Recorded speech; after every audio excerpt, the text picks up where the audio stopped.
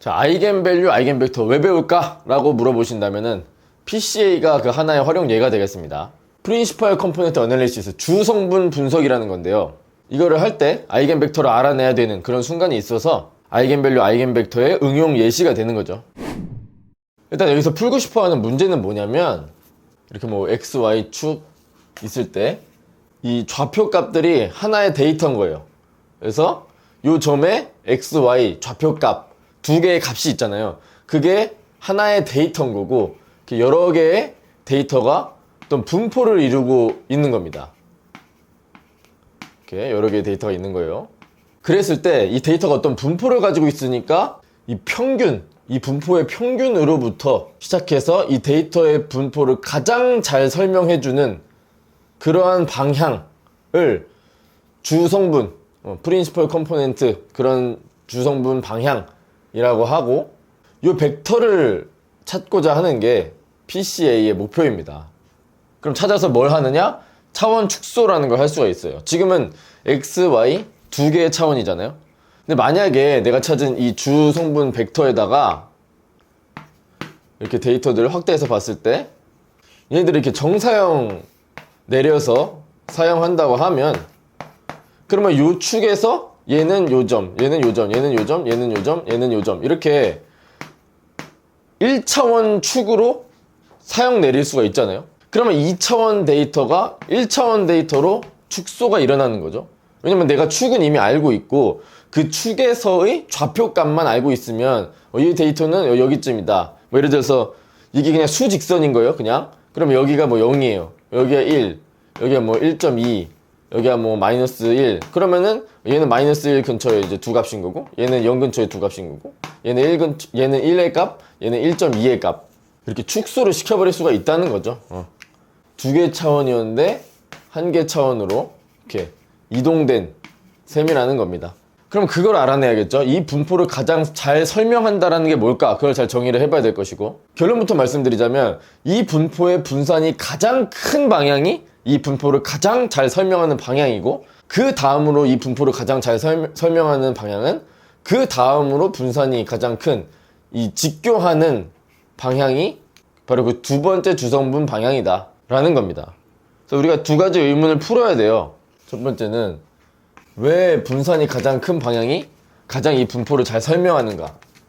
두 번째, 왜 그 다음으로 잘 설명하는 방향은 첫 번째 거의 수직한 방향이냐? 저는 이 PCA를 공부할 때 이 두 가지가 가장 의문이었어요. 그래서 이 두 가지 의문을 한 방에 딱 풀어드리도록 하겠습니다. 그러니까 이런 식으로 그냥 받아들이지 말고 왜를 따져 물어보면서 공부를 해보자라는 거예요. 일단 가장 처음에 해야 될 건 뭐냐면 이 평균으로부터 출발을 해서 가장 이 분포를 잘 설명하는 방향을 찾고자 하는 거잖아요. 그래서 얘의 평균이 0이 되도록 1로 옮겨줍시다. 그러니까 예를 들어서 i번째 데이터가 이렇게 있을 때 얘는 두 개의 값을 가지겠죠. xi, yi. 벡터니까 이렇게 밑줄 그어서 표기를 할 거고, 평균을 빼지 않은 녀석을 이렇게 틸다로 주겠습니다. 나중엔 이렇게 하는 게 표기에 좀 더 편해서. 그리고 이 x값들, y값들 되게 여러 개 있는 거잖아요. 걔네들의 평균을 싹 구해요. 걔를 d바라고 하겠습니다. d바. 걔도 벡터니까 이렇게 놓을 거고. 그러니까 x들의 평균, y들의 평균이 담겨 있는 거예요. 여기 안에는. 말하자면 이렇게 x의 평균, y의 평균.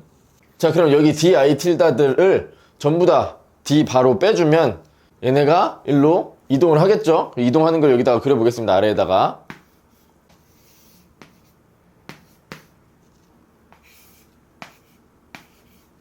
여기 밑에도 당연히 있고 분포가. 우리는 요거 한 놈만 집중해서 좀 보겠습니다. 요거 한 놈. 데이터들이 쭉 있는 거예요. 그랬을 때 뭘 찾고 싶다? 여기 평균에서 지금 평균이 0이 됐죠. 이렇게 뺐으니까. 자, 가장 잘 설명하는 벡터 U. U라고 할게요. 그거를. 좀 그림을 위해서 얘 조금 이동시킬게요. 조금 위쪽으로. 여기 있다고 합시다. 여기 있는 데이터들은 DI라고 표기를 할게요. 위에 아무것도 없이. 그래서 얘는 의미하는 게 DI 틸다에서 뺐다. 평균을 뺐다. 라는 겁니다. 자, 그럼 이제 잘 정의를 해봐야겠죠. 어떤 방향이 이 분포를 가장 잘 설명하는 방향일까? 자, 이렇게 생각해 볼 수 있겠죠? 이 벡터가 있을 때, 이 데이터로 향하는 이렇게 벡터가 있을 거죠? 얘를 U 방향으로 내려요. 이렇게 직교하게 내려요. 그러면은 이렇게 직교하게 딱 내렸을 때 요 오차가 있을 거잖아요. 오차가. 그 오차가 가장 작을 때가 가장 주 성분이라고 할 수 있지 않을까요? 그러니까 어떤 방향으로 내렸는데 이 오차가 크면 그 분포를 잘 설명하지 못하는 거겠죠. 만약에 U 벡터가 뭐 여기쯤에 있어요. 그럼 얘는 엄청 크잖아요. 물론 다 고려를 해야겠지만 다 고려를 해봤을 때도 이쪽보다는 이쪽이 다른 애들도 다 내적을 해봤을 때 그 에러가 작겠죠. 그럼 이 오차의 제곱의 평균을 최소화하는 이 U를 찾아보자라는 거죠. 근데 그게 알고 봤더니 분산이 가장 큰 방향이 되는 거예요. 그렇게 전개를 하는 겁니다. 그러니까 그냥 분산이 가장 큰 방향이 주성분이래 이렇게 해도 되겠지만 이렇게 따져 물었을 때 오차를 가장 작게 해보자 그랬더니 그 방향이 바로 이 데이터 분포의 분산이 가장 큰 방향을 향하더라 이런 식으로 알아내자라는 거예요. 그러면 1번이 그냥 해결이 되는 거죠. 그러니까 사실은 이 분포를 가장 잘 설명하는 방향은 정사각 내렸을 때 그 오차를 가장 작게끔 만드는 방향이다 라는 거죠. 자, 식 세우고 풀면 끝이에요. 미니마이즈 하고 싶어요. 이 오차를 줄이고 싶어요. 이 벡터가 di 벡터라고 봅시다. 그러면은 저 벡터 빼기 정사각 어떻게 합니까? 내적 내리면 되죠? di 트랜스포즈 u. 근데 u 방향이니까 곱하기 u도 또 있는 거죠. 내적 내린 거는 요 크기고 그리고 u 방향을 곱해줘야 요 벡터가 되는 거죠. 그러니까 요 노란색 벡터를 찾은 거예요 지금. 그러면 D에서 요거 빼주면은 요 오차가 나오겠네요. 그래서 빼준 겁니다. 그거의 크기 제곱을 미니마이즈 하고 싶어서 투놈 제곱을 해주는 거예요. 그럼 요거랑 트랜스포즈에서 그대로 곱해주면 투놈 제곱이 되겠죠. 오케이, 끝입니다. 근데 요 i 하나에 대해서 하는 게 아니고 여기 모든 데이터에 대해서 다 고려를 해줘야겠죠. 그래서 시그마 붙는 거고 평균 낸다는 의미를 위해서 n분의 1을 붙여주겠습니다. 이 데이터의 개수가 n이라고 했을 때 n분의 1 해서 이 스퀘어 에러의 평균을 구한 거죠. 그리고 그걸 최소화하는 뭘 찾고 싶다? u를 찾고 싶은 거예요. 얘를 최소화하는 u. 근데 u에는 하나의 조건이 있습니다. 그게 뭐냐면 이건 서브젝트 2라는 이야기예요. 어떤 조건이 있다라고 할 때 쓰는 거죠. 이 u 벡터의 크기가 투놈이 1이기를 원하는 거예요. 그러니까 이 u 벡터가 작아버리면 당연히 그 내적된 것도 작으니까 이게 미니마이즈 되겠죠. 그걸 원하는 게 아니니까 우리는 방향을 찾고 싶은 거니까 크기는 그냥 일자리로 놓고 u 벡터를 쭉 돌려봤을 때 어느 방향이 가장 잘 설명하는 방향이냐 그거 알아내고자 하는 거죠. 그래서 크기를 1로 고정해 준 겁니다. 근데 이렇게 표현하는 것보다는 얘도 투놈 제곱으로 표현하는 게 좀 더 편해요. 그래서 이렇게 끝났습니다. 이거 풀면 그냥 u 방향 나오고요. 두 번째 u 방향이 왜 수직한지도 또 나와요. 자, 여기서요 이 수식을 조금 전개를 해볼게요. 그러면 이 수식 n분의 1 있고 그 다음에 시그마 있고 요 그냥 분배 법칙 하시면 됩니다. 요건 스칼라니까 트랜스포즈랑 관계없이 그냥 온 거예요. 근데 얘는 벡터니까 트랜스포즈 붙고 D는 곱해졌고 그 다음에 여기 곱하는 거. 그리고 마지막 맨 마지막 거 그대로 그냥 옮겨 적었습니다. 자, 여기서 몇 개 좀 지워지거든요. 얘 보면 얘는 그냥 스칼라니까 슬쩍 앞으로 빼주면 U 트랜스포즈 U는 1이라고 했어요. 그래서 여기는 그냥 일자리가 되는 거고 근데 D랑 U 내적한 거, D랑 U 내적한 거 곱한 거예요.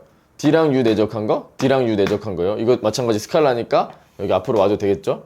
그래서 이 둘이 그냥 똑같아요. 그래서 지워집니다. 그리고 또 얘는 볼 필요도 없어요. 왜냐면 저는 U를 찾고 싶은 건데 얘는 U랑 아무 상관도 없잖아요. 그래서 얘는 그냥 잊어버려도 돼요. 그래서 남는 건 얘인데 이 자리를 슬쩍 바꿔주겠습니다. 똑같잖아요. D 트랜스포즈 U나 U 트랜스포즈 D 똑같으니까 얘를 여기 앞으로 뺄게요. 그래서 전개를 해보면 이렇게 n분의 1은 그대로 있고 시그마 마이너스 또 있고 U 트랜스포즈 D 그 다음에 D 트랜스포즈 U인 거죠. 자, 나왔습니다. 이제 코베리언스가 나와요. 이 DI가 틸다에서 바 뺀 거라고 했습니다. 그러면 이 U는 I랑은 관계 없잖아요. 바깥으로 보내줍니다. 시그마가 안쪽으로 들어온다라고 생각해도 되고 그래서 U n분의 1이랑 시그마 안쪽으로 들어와서 n분의 1 시그마 그리고 D는 여기 있는 거 가져다 오겠습니다. tilde 빼기 D바. 그리고 또 tilde 빼기 D바. 그리고 트랜스포즈 마지막으로 U 하고 끝이 나는 거죠. 자, 이게 뭡니까? 이게 코베런스 매트릭스인 거죠. 샘플 코베런스 매트릭스 비슷한 거죠. 샘플들 가지고 만들었으니까. 근데 샘플 코베런스 매트릭스는 n-1분의 1인데 사실 n분의 1은 n-분의 1이나 미니마이즈 하는 데는 아무런 상관이 없기 때문에 그냥 샘플들 가지고 코베런스 매트릭스 만들었다 생각하시면 되겠습니다. 여담으로 얘는 코베런스 MLE 솔루션인 거고 이 샘플 코베런스 매트릭스는 언바이어스드 에스티메이터를 만들기 위해서 n-1분의 1을 붙여주는 거를 말합니다.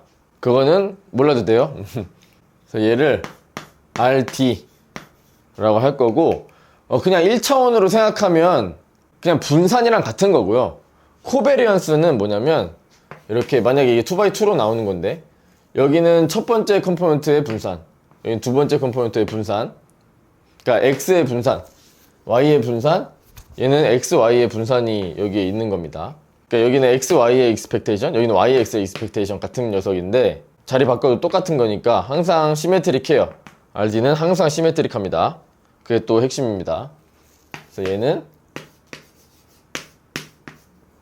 가운데 RD 그리고 U 트랜스포즈 이렇게 간단하게 정리가 되고요. 자, 근데 얘를 미니마이즈 하고 싶다 그랬어요. 근데 여기 마이너스 떼버리고 맥시마이즈로 바꾸고 싶다. 그래서 이 수식을 그대로 위로 들고 갈 거고 요거를 맥스로 바꾸겠습니다. 맥시마이즈 하고 싶으니까 맥시마이즈를 그냥 맥스로 줄여서 표시를 할게요. 그냥 편의상 U를 찾고 싶은 거고 U 트랜스포즈 RT U 이 조건은 그대로 있는 거고요. 자, 됐어요. 이 최적화 문제만 풀면 이 U가 나오는 거고 그러면은 1번도 알 수 있고 2번도 알 수 있어요. 자, 한번 풀어봅시다. 요거 이해됐죠? 원래의 값에다가 평균을 빼가지고 그거에 트랜스포즈 취해가지고 익스펙테이션 하면은 그러면 그게 코베런스 매트릭스의 정의입니다. 옮겨서 써드릴게요. 그냥 RD는 평균을 뺀 녀석의 이걸 구하는 거예요.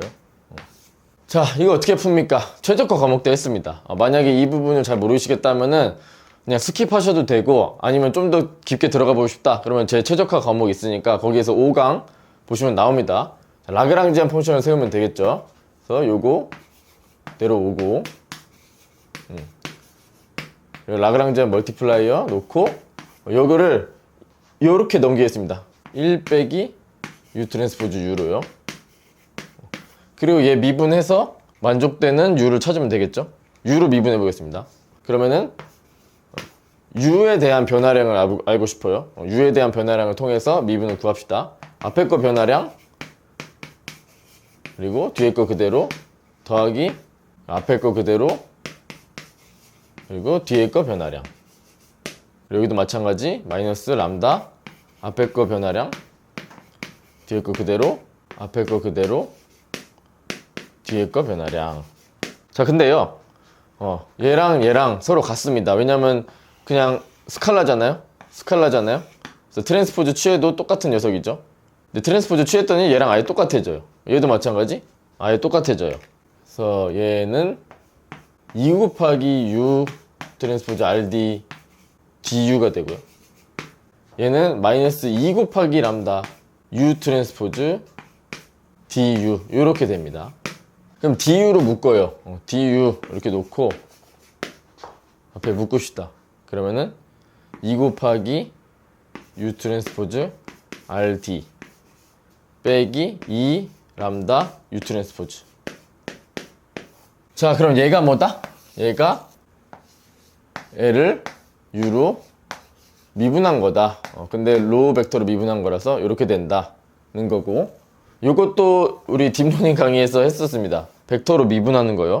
그래서 얘 정의가 뭐였어요? 얘를 첫 번째 걸로 미분, 두 번째 걸로 미분 이렇게 가로로 쌓은 거 걔를 이렇게 의미하는 거고 그리고 이런 식으로 식을 통해서 구할 수 있는 스킬 말씀드렸었습니다. 이거 진짜 대학교 정규과정에 포함돼야 된다고 제가 누누이 주장하는 그런 주제예요. 벡터로 미분, 행렬로 미분 이런 것들. 이런 거를 학부 때 안 배우니까. 근데 이거 고급 스킬인데 이거 알면 진짜 편하거든요. 그러니까 이거를 U를 U1, U2로 다 스칼라로 표현한 다음에 모두 다 전개를 한 다음에 편미분해서 하나씩 쌓으면 되는데 그걸 이렇게 그냥 변화량 먼저 구하면 DU 앞에 있는 게 바로 미분이다. 이거를 바로 알 수가 있단 말이에요. 그 변화량의 정의에 맞춰서. 아무튼 이게 0이 되도록 하는 U를 찾으면 그게 요거의 솔루션이 되겠죠. 근데 사실 눈치를 채셨을지 모르지만 이게 컨벡스 문제가 아니라서요. 이거를 만족하는 U 중에서 얘를 가장 맥시마이즈 하는 녀석을 선별을 해내야 돼요. 어쩔 수 없습니다. 컨벡스 문제가 아니라서. 근데 그때 아이겐밸류, 아이겐벡터가 튀어나온다라는 겁니다. 아직 잘 모르겠나요? 이게 지금 선대가 맞나 이러고 있는 분도 있을 것 같아요. 그래서 얘가 0이 되는 거 넘겨주면요. U 트랜스포즈 RD는 람다 U 트랜스포즈가 돼야 돼요. 양변에 트랜스포즈 취해줍니다. 그러면 RD는 무조건 시메트릭이에요. 여기서 봐도 알 수 있죠? RD의 트랜스포즈 취해봐요. 그대로입니다. 그래서 요건 그대로 RD U는 람다 U를 만족하는 U를 찾으면 된다. 그게 바로 뭡니까? RD의 아이겐벡터를 찾아라. 그리고 람다는 뭡니까? 아이겐밸류죠. 그래서 이 PCA가 아이겐밸류, 아이겐벡터의 응용이 되는 겁니다. 자, 근데 컨벡스 문제가 아니기 때문에 이거를 만족하는 U 중에 가장 얘를 맥시마이즈 하는 게 뭔지 잘 선별을 해내야 된다 그랬어요. 봅시다. 얘를 좀 전개를 해볼게요. 이제는 다시 선대로 넘어와서 RD는 시메트릭합니다. 그러면 무조건 다이고널라이저블 하고 무조건 오소고날 매트릭스로 디컴포즈가 가능하죠. 따라서 얘의 RD를 디컴포즈 해서 나타내면 우리 저번 시간에 했던 거 람다1 Q1 Q1 트랜스포즈 람다2 Q2 Q2 트랜스포즈 그리고 더하기 점점점 가는 거죠. 그리고 U. 자, 근데 U는 얘의 아이겐 벡터라 그랬어요. 그 말은 뭐예요? Q1, Q2 이런 애들 중에 하나라는 거예요. U도. 그러면 자, 만약에 이 람다1, 람다2가 크기 순서대로 제가 배열을 한 거라면 람다1이 제일 크고 그 다음 람다2 이런 식으로 내림차순으로 전개를 한 거라고 하면 U가 뭐일 때 Q1, Q2, Q3 중에 뭐일 때 가장 큰 값이 나올까요? 응? 느낌이 딱 오지 않아요? 그냥 U가 Q1이라고 합시다. 그러면 Q1 트랜스포즈 람다1 Q1 트랜스포즈 Q1 요거 뭐예요? 1 요거 뭐예요? 1 그래서 람다1이 튀어나올 거고 이 값 중에 람다1이 제일 큰 값이라고 제가 했습니다. 그러니까 RD의 아이겐 벡터 중 가장 그 해당하는 아이겐 밸류 값이 큰 그 아이겐 벡터가 바로 그 주성분 벡터다. 바로 첫 번째 주성분 벡터다라는 거죠. 그러면 두 번째로 그 다음으로 큰 건 누구겠어요? 당연히 Q1, Q2, Q3 이런 애들 중에 골라야 돼요. 근데 Q1이 가장 커요. 그 다음은 Q2죠. 그리고 그 값은 람다2인 거죠. 근데 Q1, Q2가 어떻다? 오소고널하다 그랬어요. 그렇기 때문에 요 2번에 답이 되는 겁니다.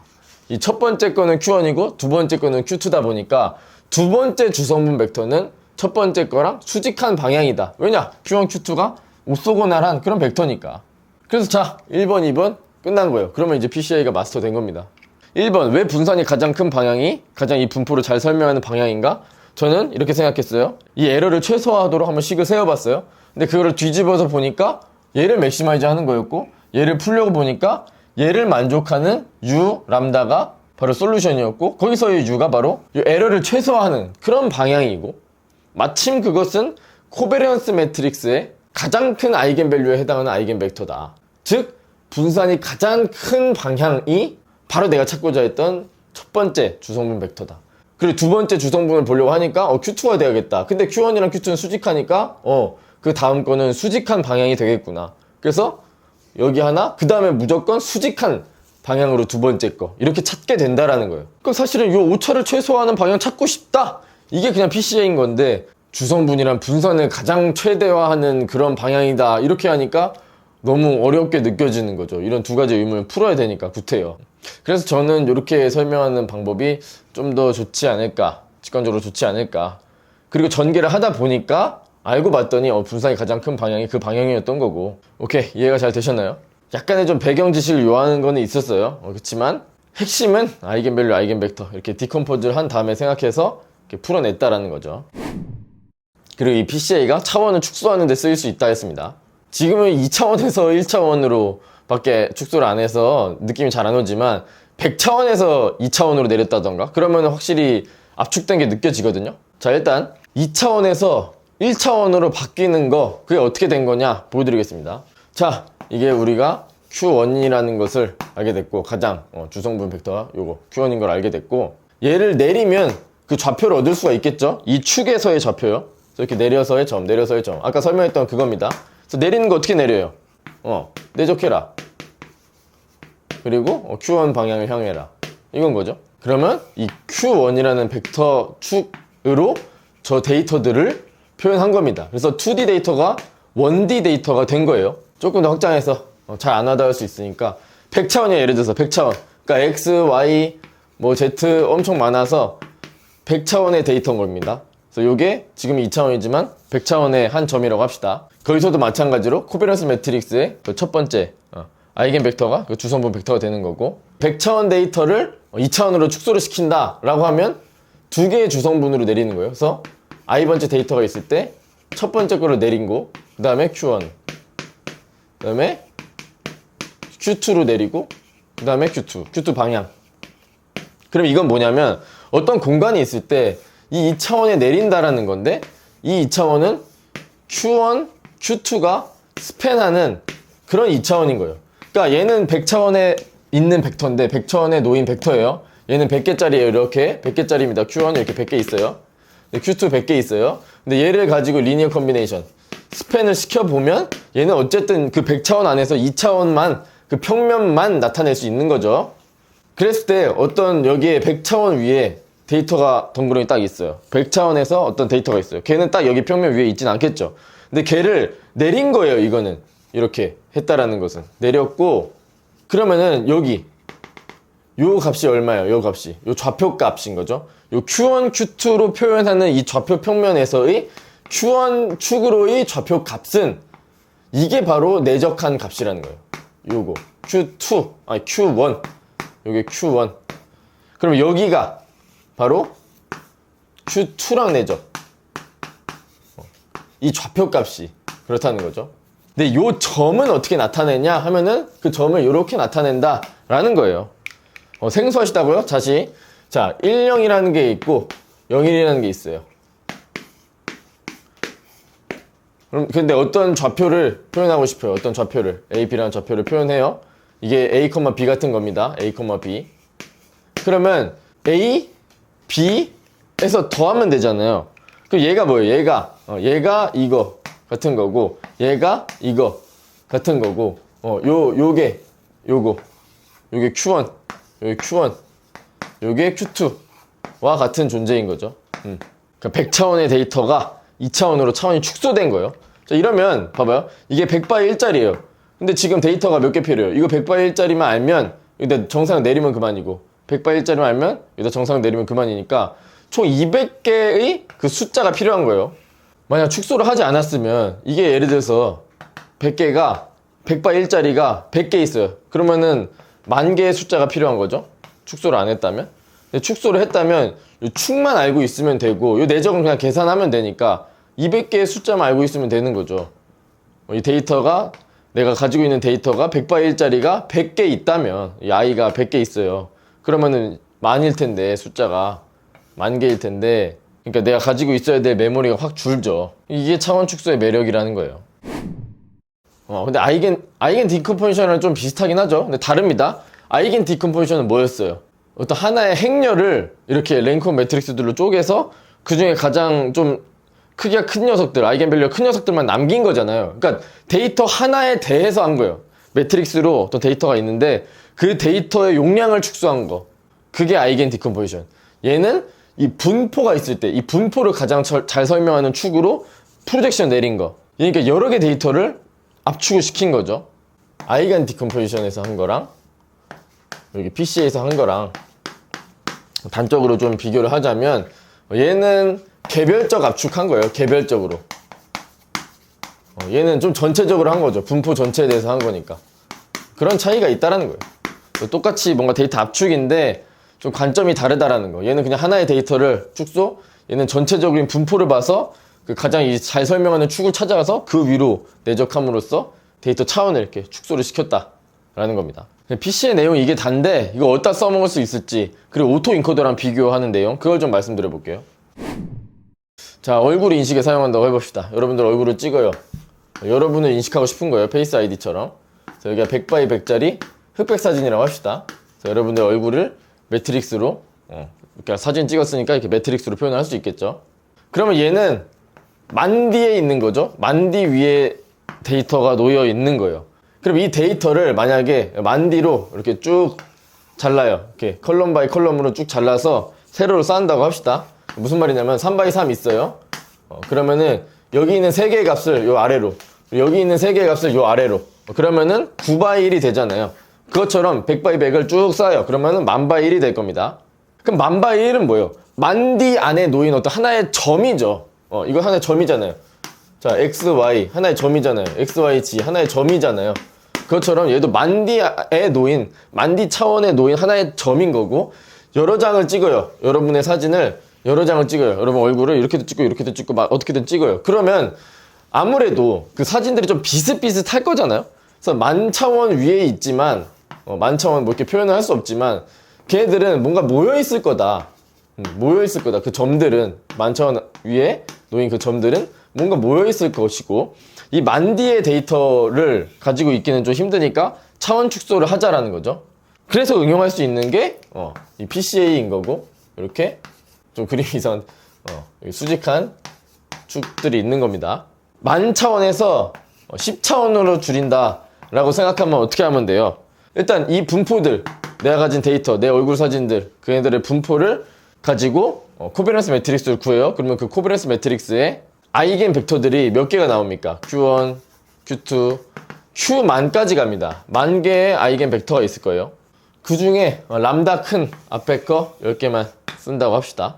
그럼 똑같아요. 얘를 데이터라고 하고, i번째 데이터 이렇게 있으면, 근데 이게 1000x1인 거죠. 얘를 쭉쭉 펴서 그러면 10차원으로 나타내면 어떻게 됩니까? 쟤를 내려라 어떤 아이겐 벡터에, 근데 10개를 가지고 표현을 하니까 이렇게 될 것이고, K가 1부터 10까지인 거겠죠.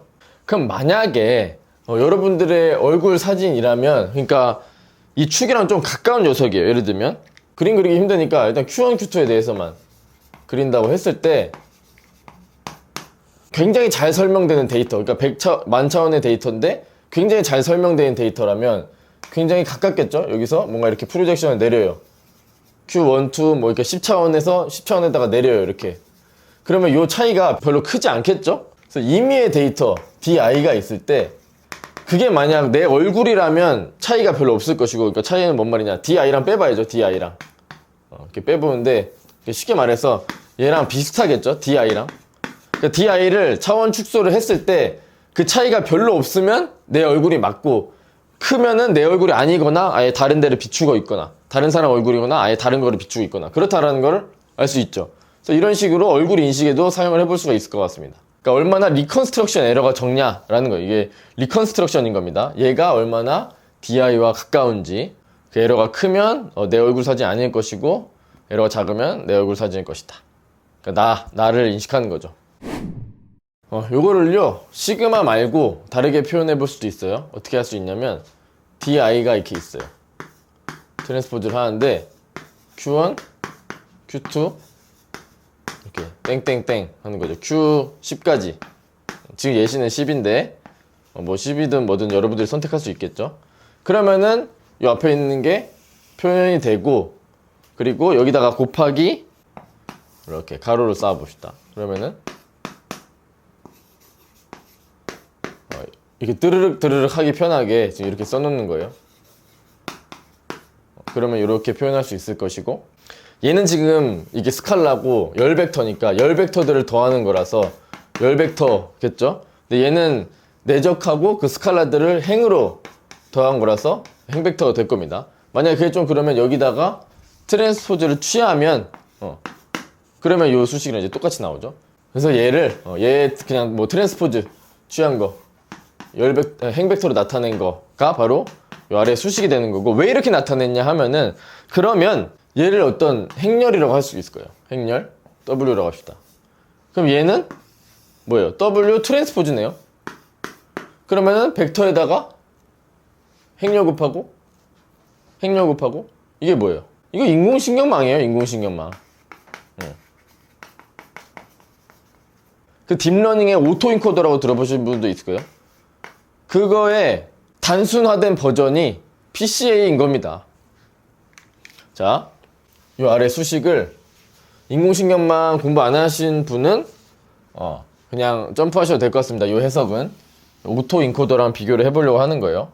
이 DI 트랜스포즈 얘를 입력 이렇게 노드로 표현할 수 있겠죠. 그리고 이렇게 싹 곱해요. MLP로 싹 곱해서 노드 하나 만들면 그게 내적된 거, 노드 또 두 번째 거 만들면 요 두 번째 거랑 내적한 거, 이렇게 물론 다 연결된 겁니다. 다 연결된 거예요. 그러면 여기 있는 웨이트들이 Q1 벡터, 여기 있는 웨이트들이 Q2 벡터. 그래서 얘를 묶어서 생각해보면 여기 그냥 W를 곱한 게 된 거고, 그리고 바이어스는 안 한 거고, 그리고 액티베이션은 그냥 리니어 액티베이션 통과해서 요건 뭐예요? 얘를 가지고 벡터를 곱해가지고 이렇게 출력이 나오는 거죠. 또 Q2 이렇게 되는 거고. 그럼 이게 바로 뭐예요? W 트랜스포즈. 그러면 이게 인코딩 하는 거고, 여긴 디코더.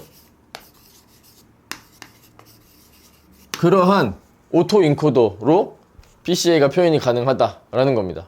물론 웨이트를 학습하는 건 아니죠. 이거는 여기서는 그냥 아이겐 벡터로 삼아 버린 거고, 학습을 한다면 조금 다른 벡터가 나올 겁니다. 그렇지만 어쨌든 리니어하게 나타냈기 때문에 2차원으로 찾게 돼요. 그 2차원에다가 정사형 내리는 그 이론은 똑같이 적용이 됩니다.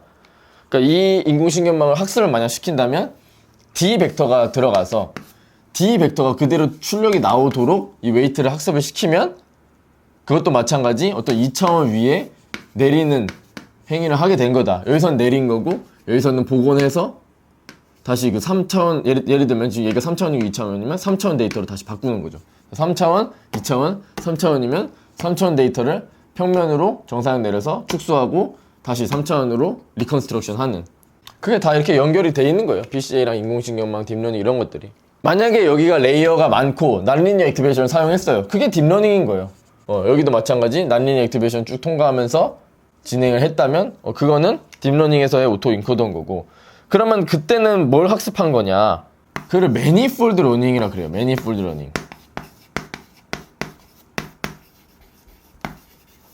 그러니까 기존 PCA의 한계를 깼다라고 보면 되는 건데, 자, PCA는 어때요?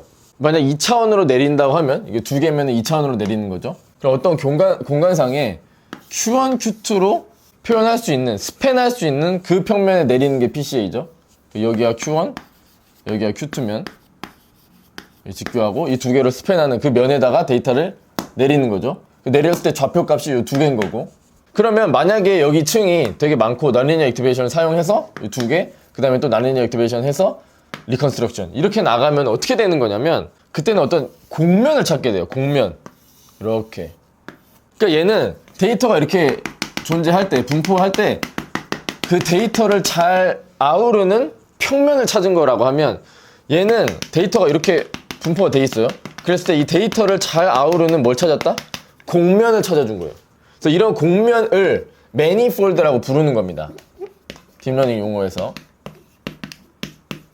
그래서 PCA는 이런 Q1, Q2를 찾는 거라면, 이 매니폴드 러닝은 뭔가 이렇게 곡선으로 표현되는 그런 축을 찾은 게 아니냐라는 거죠. 그래서 좌표값이 이런 구부러진 축 위에 좌표값이 찍히는 거예요. 이렇게 구부러진 축 위에. 그래서 여기로 치면 요거 콤마 요거 뭐 이렇게 되는 겁니다. 그러니까 PCA는 Q1, Q2의 선형 결합으로 표현되는 그 면에다가 밖에 못 내려요. 어떻게 분포가 돼 있든 간에. 근데 매니폴드 러닝은 그 모양에 제약이 없다라는 거죠. 그러니까 얘는 하나만 찾았으면 선, 두 개 찾았으면 면, 세 개 찾았으면 어떤 딱 그 공간이었는데, 여기는 두 개만 찾아도 이렇게 곡면, 곡선, 1D를 하더라도 이런 곡선에 내릴 수도 있는 거예요. 그러니까 데이터 분포가 만약에 이렇게 돼 있잖아요. 이렇게. 그러면은 PCA는 어떻게 될 것 같아요? 이렇게 데이터가 있을 때 이렇게 뭔가 이런 식으로 분포되어 있는 거예요. 그러면 PCA는 어쩔 수 없이 가장 이 분산이 큰 뭐 이런 축을 찾게 되는 거예요. 한 축으로 내린다 하면 어쩔 수 없이. 근데 매니폴드 러닝을 하면 이러한 지렁이 같은 이 하나의 차원인 거죠. 근데 이것도 1D입니다. 1D 선 하나이기 때문에 이런 거를 찾아준다. 이거를 매니폴드라 그런다 라는 거예요. PCA는 그냥 하이퍼 플레인 딱 그것만 찾아줄 수 있는 거고. 자, 여러분 보여드리려고 실험도 해왔습니다. 이렇게 곡선이 있죠. 이 격자. 이 격자의 점을 잘 리컨스트럭션 할 수 있도록 오토인코더를 한번 학습을 시켜본 거예요. 그러니까 애초에 데이터의 분포가 약간 저렇게 휘어져 있는 저기 격자 위에 올려져 있는 거예요. 이런 식으로 격자가 돼 있잖아요. 이 위에 이렇게 데이터들이 올려져 있는 거고, 그랬을 때 그 PCA를 하면은 어떤 면을 찾을 거고 그냥.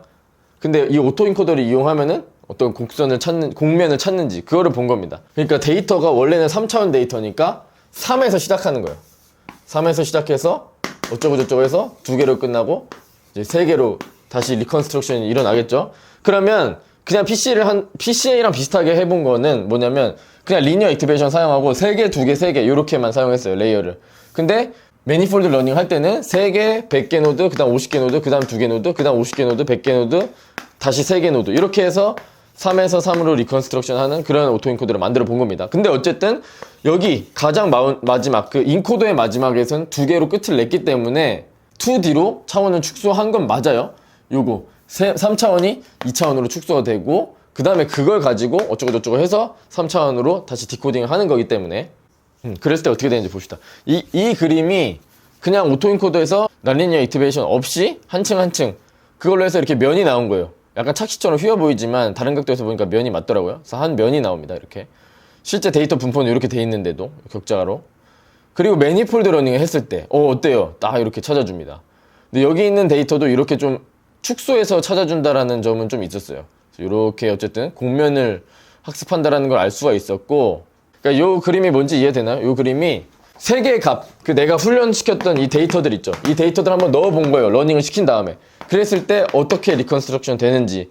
근데 PCA처럼 했다면 3개에서 2개 되고 그 다음에 그 2개 가지고 리니어하게 해서 리컨스트럭션 했으니까 당연히 어쩔 수 없이 이런 면이 나와버린 거고, 이런 면이 나와버린 거고, 딥러닝을 했을 때는 어떤 곡면이 나왔다라는 거예요.